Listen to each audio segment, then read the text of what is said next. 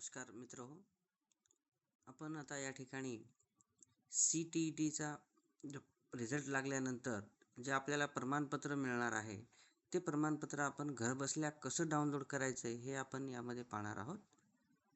तर अगदी थोडक्यामध्ये व्हिडिओ पूर्ण पहा आणि मग आपल्याला लगेच हे प्रमाणपत्र काही अवघ्या सेकंदामध्ये डाउनलोड करता येऊ शकतं.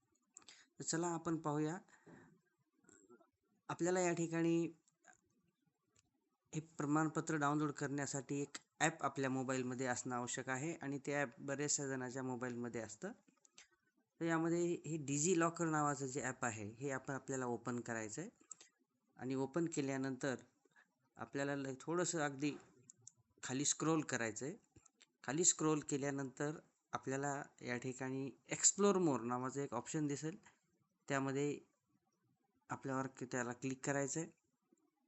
त्यावर क्लिक केल्यानंतर आपल्याला खाली आणखी थोडंसं स्क्रोल करत करत जायचं आहे. गेल्यानंतर काही कॅटेगरीज आपल्याला त्या ठिकाणी दिसतील, त्यामध्ये एज्युकेशन अँड लर्निंग यावर क्लिक करायचं आहे.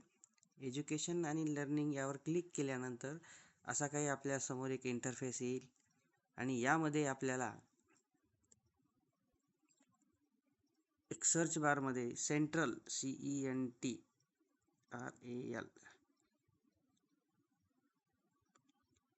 बोर्ड सेंट्रल बोर्ड अशा पद्धतीनं या ठिकाणी सर्च बारमध्ये टाकल्यानंतर central board of secondary education अशा पद्धतीचा एक टॅब आपल्यासमोर येईल आणि यावर आपल्याला क्लिक करायचं आहे. यावर क्लिक केल्यानंतर अगदी थोडंसं खाली स्क्रोल करत गेल्यानंतर पाहून घ्या, यामध्ये अनेक ऑप्शन येतील आणि त्यामध्ये या ठिकाणी 2 ऑप्शन आपल्याला दिसत आहे, टीचर्स एलिजिबिलिटी टेस्ट मार्कशीट आणि टीचर एलिजिबिलिटी टेस्ट सर्टिफिकेट. या 2 ऑप्शनपैकी आपण कुठल्याही एका ऑप्शनवर क्लिक केल्यानंतर आपल्याला ते पूर्ण करता येऊ शकतं.